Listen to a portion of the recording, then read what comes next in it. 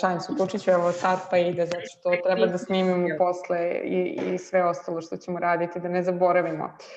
U svakom slučaju hvala, ajmo još treći tim da čujemo pa da pređemo dalje. Treći tim ću ja da prezentujem, pošto ako se ostali slažu, pošto sam ja, radili smo na keramičkoj šolji. Mi nismo stigli veliko daleko kao i svi. Mi smo u stvari pričali o našem social issue i o negativnom impaktu. I u principu ono oko čega smo se složili je negde da je očigledan taj social deo našeg preduzeća se bavi smanjenjem otpada u principu, ali s druge strane i podizanjem svesti o korišćenju jednokratne ambalaže i mogućnostima korišćenja višekratne ambalaže, a zatim i pošto smo se dogovorili da postoji velika predrasuda generalno u Srbiji u korišćenju second hand čega god, mislim garderobe, bicikli, čega god, onda je ideja da se radi na ekstenzivnoj promociji toga da mislim, second hand zapravo ne mora biti loše i A šta je problem? Ajde da, ti ste otišla sad na rešenje, nećemo da se bavimo rešenjem sada, znači treba da probamo u 2-3 rečenice da definišemo šta je taj problem koji vi rešavate. Da li je problem velika količina jednokratnih papirnih i plastične ambalaže ili je problem koji rešavate nešto drugo? U principu, Lola može me ispravi ako se ne slaže, ali čini mi se da je glavni problem zapravo to, velika količina jednokratne ambalaže i stoga prekomerni otpad. Prekomerni otpad, a kasnije to može da vodi u, podizanje svesti pa nadalje. Ovo je jedan konkretan, očigledan problem koji imamo svakodnevno i od toga počinjemo. Sad dalje, bilo bi super kad bi ljudi razvili naviku, da li će ili ne, vidjet ćemo, ali od početka to je smeće, otpad. Dobro. Vidjet ćemo sada, proći ćemo, mislim, malo ću i danas to da preletim, ne možete vi da se bavite, niko ne može, država ne uspeva da se bavi time da reši pitanje svog otpada, dakle, vi treba da se uhvatite za neku jednu konkretnu stvar gde možete da date neki doprinos. Zato što ako se, da kažemo, rastrčite na previše polja, odjednom to onda je pitanje da li ćete moći zaista da ostvarite neki uticaj. Znači, uvek je preporuka krenuti od jedne stvari, fokusirati resurse koje imamo na jednu stvar i onda kako se dalje razvijamo i rastemo, možemo da uključujemo druge stvari. Tako da, u tom smislu... Zato smo izabrale šolju kao nešto sa čim se mi susrećemo svakodnevno i što se nama svima nekada desilo da smo uzeli tu jednokratno, jer eto nije bilo ili nismo mogli da, nismo poneli svoju, šta god. Tako da, šolja i tiz. Ja imam samo, sad možda sad da pitam pitanje ili... htela sam da pitam, da li, ovde ste rekli podizanje svesti, kad smo mi radili na Gifted, sad ovom problemu, isto smo prvo rekli podizanje svesti, a sam ja onda rekla da mislim da bi ovde možda bolje da je nešto bude merljivije. Sad, koliko kod tog socijalnog uticaja treba da bude neki naš socijalni uticaj merljiv, a koliko možemo da kažemo to podizanje svesti koje ne možemo baš toliko da merimo. Tako je.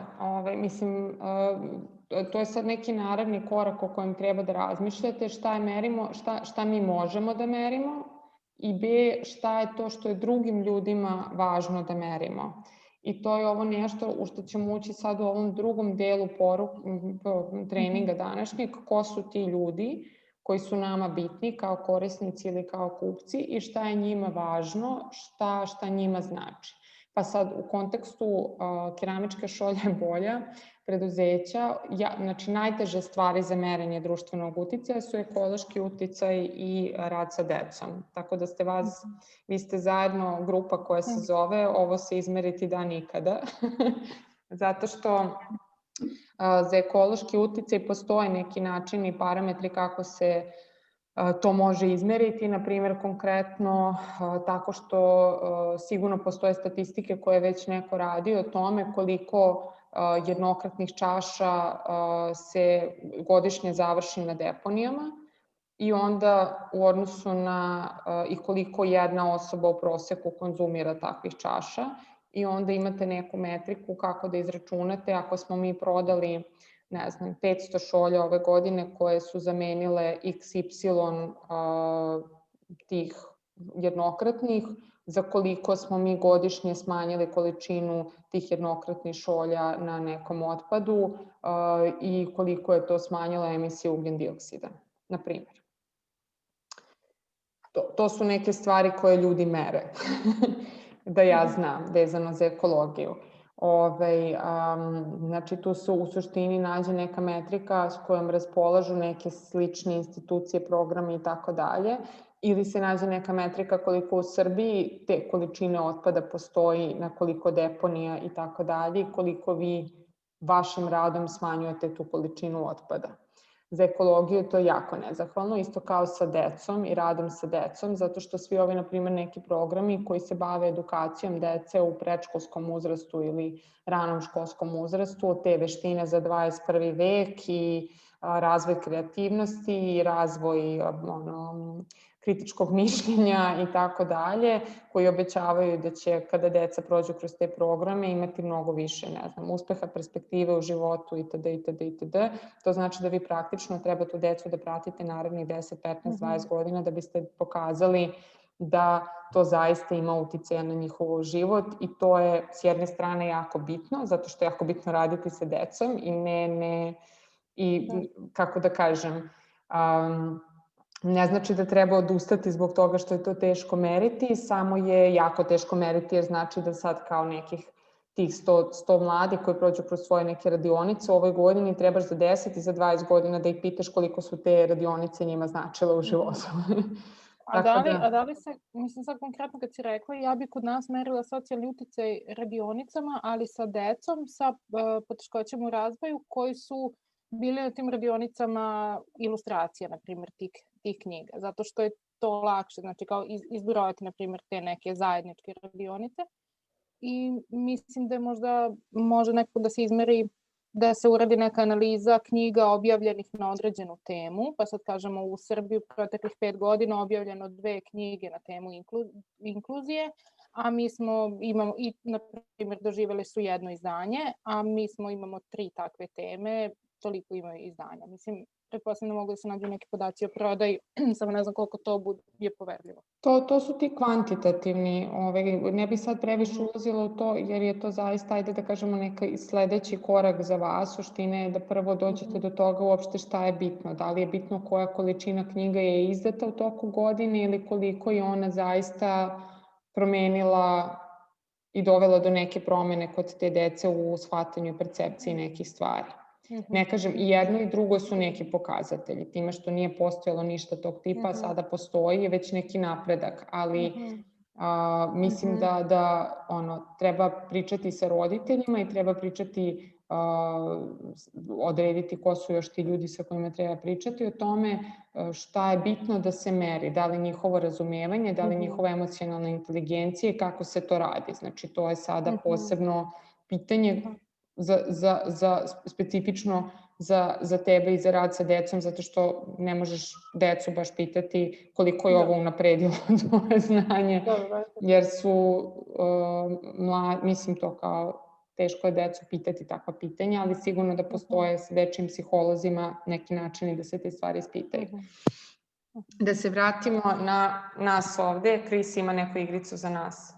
Sad smo završili ovaj prvi deo, pa ćemo posle da se vratimo, da sumiramo, da se malo razmrdamo nakon ovog stresnog rada u grupama. Kris, izvoli. Sad će razmrdavanje. Ovako, plan je sledeći. Znači, jedna osoba će da radi jedan pokret i da osoba, kažem, ispusti zvuk i da izgovori neki zvuk. Naprimer, ne znam, bo, ili šta god. Onda proziva sledeću osobu koja ponavlja taj pokret i zvuk i izgovara i čini svoj pokret. Onda ona proziva sledeću koja znači samo ponavlja poslednju osobu koju je prozvala, ako razumete. Znači ne ide ono da 15 pokreta i ostalo, to bi bilo gubljenje. Da, TikTok. Što se tiče vas koji ste više iza jedne kamere, znači kažemo na primjer Nenad, House of Urnebes, pa onda ti prozoveš druge članove tvog tima, tako da bi svi učestvovali, ako ne razumijem. Dakle, Da a pokažemo. to se odnosi samo na situaciju ukoliko sedite u istoj prostoriji. Ako ne sedite kao timovi u istoj prostoriji, ne morate jedni drugi da prozivate. Znači, to je za vožnju i za House of Urnebes. Znači, samo posljednji pokret i zvuk. Da. Jel, jasno svima. Tako da možete mikrofone da uključite, mislim, ako hoćete. Može da Tu treba da ispustite zvuk. Ako vam je prijatno. Ko će da počne? Pa evo, ne znam. Hoćemo smrtići?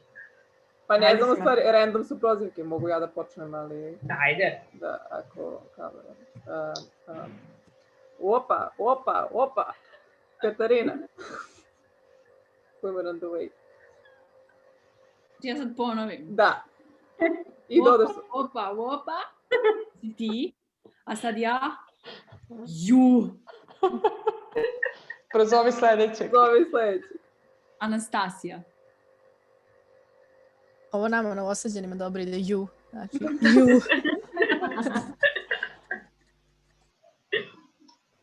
Svoj pokret pa da prozoveš drugog.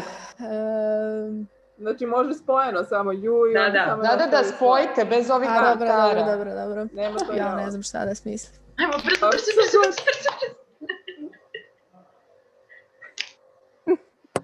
Može Jasmina. Osjećam se prijatnije da to Jasmini za. Može, samo nisam čula zvuk. Nema zvuka, bez... Ok, neka ovako bude bum bum. Može Manja? Bum bum. Ajde. Prozivam Mariju iz Gifted. A ti nisi dala svoj? Da. Jesam bila. Jeste? Da je bilo. To je bio pokret. Trebalo je Darku to da zadaš. Da. Ja, bum bum. Nisam stvarno... Dobro, ajde da mi bude bum bum. Prozivam Jelenu. Aha, okej. Njau. Prozivam Aleksandru i Šolje. Mjau. A ja imam av. Recimo Lola. Nadimenjakinja. Čekaj da ja, pošto sam imala preko telefona, stani ajde. Av. I ajde nek bude trš. Nenad.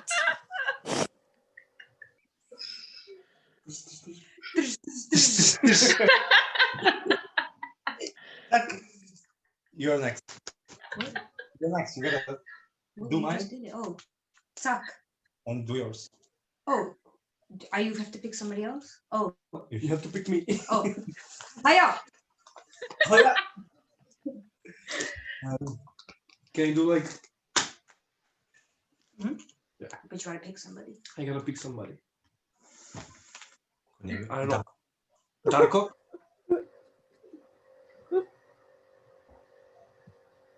Ja ti nisam ispratio šta si uradio. Može ovo. To je ritam Queen-a.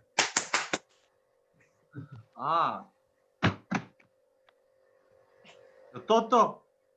A sad ja. Ko nije bio?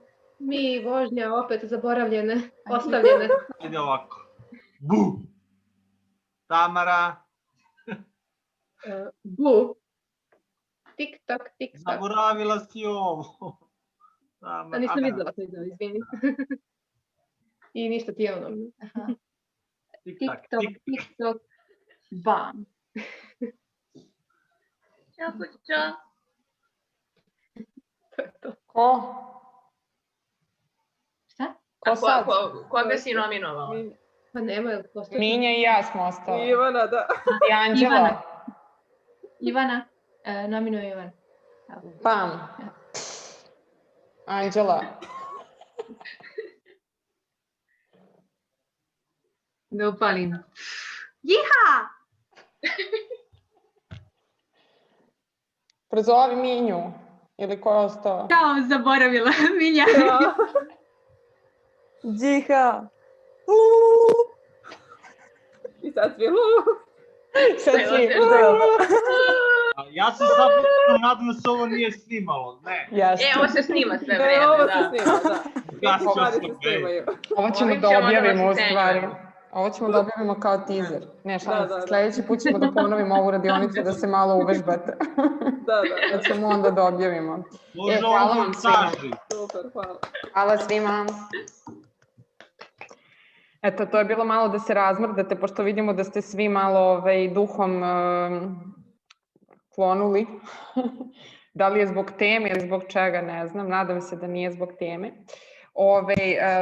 Opa, šta sam uradila? Nisam ni ja baš bistra danas. Da se vratimo na prezentaciju. Kada je reč o dobroj torbi, ovde sam izdvojila, imali ste pri kraju ovog dokumenta, niko od vas nije stigao dotle šta nam je potrebno da bi se neka naša ideja realizovala, odnosno na čemu sve treba da radimo i koje su neke ključne aktivnosti. Za primer dobre torbe, da možete da iskoristite posle kada budete radili na svom modelu, mi smo shvatili da treba da krenemo od tog modela saradnje i angažovanja žena, da vidimo i sa udruženjima i sa ženama koji model saradnje i angažovanja bi njima odgovarao i kako da to postavimo tako da svi budu zadovoljni, jer nam je to bilo jako važno. Shvatili smo da su nam potrebna ta ženska udruženja na lokalu, zato što mi iz Beograda ne možemo da dođemo do svih tih žena, ne možemo da budemo u stalnom kontaktu sa njima, nismo tu za njih na lokalu kada im trebamo, tako da su nam zaista bile bitne te partnerske ženske organizacije na lokalu. Shvatili smo da moramo da imamo dobar i atraktivan proizvod koji je jednostavan na izradu da bi svaka žena mogla sa minimumom nekog znanja da se uključi u izradu i šivenje, ali smo isto tako hteli i atraktivan i dobar proizvod i onda smo angažovali Novu Iskru koja je kao neki dizajn inkubator ovde u Srbiji koji okuplja mlade dizajnere da nam naprave dizajn proizvoda. Takođe, nekoliko vas je ovde sad spomenulo tu podignutu svest kupaca. Jako nam je bilo bitno da obučemo kupce da kupuju naš proizvod i da biraju naš proizvod u odnosu na druge proizvode. I isto tako shvatili smo da postoji tu gomila problema tipa ovog da neke žene prosto neće formalno da rade zato što primaju neku penziju ili socijalnu pomoć i plaše se da je izgube zato što se plaše šta će se desiti ukoliko ne bude posla kod nas na šivenju ili nešto drugo, prosto ne žele da izgube tu neku sigurnost do koje su uspele da dođu. I u skladu sa tim naše ključne aktivnosti su onda proizašle odatle, da treba da mapiramo te ženske organizacije, da razvijemo model saradnje sa njima, da treba da razvijemo dizajn proizvoda i da pokrenemo proizvodnju, da treba da imamo jaku kampanju kojim ćemo podignuti svest kupaca o našoj torbi i da treba da se povežemo sa nekim relevantnim organizacijama koje se bave zagovaranjem, zato što mi prosto nemamo kapaciteta da se bavimo time, jer generalno kao organizacija Smart Kolektiv nismo, kako kažem, fokus našeg rada nije na ovim pitanjima, ali smo prepoznali da je to važno i bitno u ovom procesu kako bismo negde na što bolji način doprineli rešenju ovog problema. Isto je tako bitno, znači, da vi dobro analizirate sve što radite, šta je to neki dugoročni cilj koji želite da postavite, ko ima od toga koristi, šta konkretno želimo da postignemo, odnosno koji su kratkoročni ciljevi koji doprinose ovom dugoročnom cilju. A to je ovo što sam ja pričala, znači za dobru torbu, da nama su neki kratkoročni ciljevi bili da angažujemo 15 žena, da ti 15 žena minimum 30 do 50% napredi svoje mesečne prihode u odnosu na ono koliko trenutno zarađuju, da sve budu zadovoljne i srećne na poslu i da ovo doprinese unapređenju kvaliteta njihovog života svakodnevno, da budu zadovoljnije i srećnije. I to smo merili prosto tako što smo imali te kvantitativne indikatore, odnosno koliko smo prodali torbi, koliko je koja žena zaradila, ali smo i na svaki 6 meseci imali neku malu anketicu koju su one nama anonimno popunjavale o tome koliko su zadovoljne uslovima rada, koliko su zadovoljne saradnjom, koliko su zadovoljne prihodima i kako ocenjuju da je to unapredilo i u kojim sve segmentima njihov kvalitet života. Ono što je isto bitno jeste da smo i pitali da li rade još neki posao, da li su se zaposlile još negdje. Nama je bilo jako drago da vidimo da su neke žene zapravo nakon ovog našeg angažmana se pokrenule i zaposlile i na drugim mestima i da dalje su se razvijale, ali isto tako i ženska udruženja su osnažila svoje kapacitete pa su dobile neke slične poslove da uslužno šiju i rade i za neke druge firme, kompanije i tako dalje. Tako da uz naš doprinos i druge stvari su počele da se dešavaju. Ali isto tako ono što se desilo jeste da su neke od žena imale problema što, na primer, mnogo više vremena sada provode radeći za nas. Imali su problema neke od njih u porodici, da članovi domaćinstva nisu bili zadovoljni i srećni zato što nisu mogli više da se bave drugim stvarima i to su posledice koje, kako da kažem, nismo očekivali, ali su se desile i onda su ženska udruženja imala jako veliku ulogu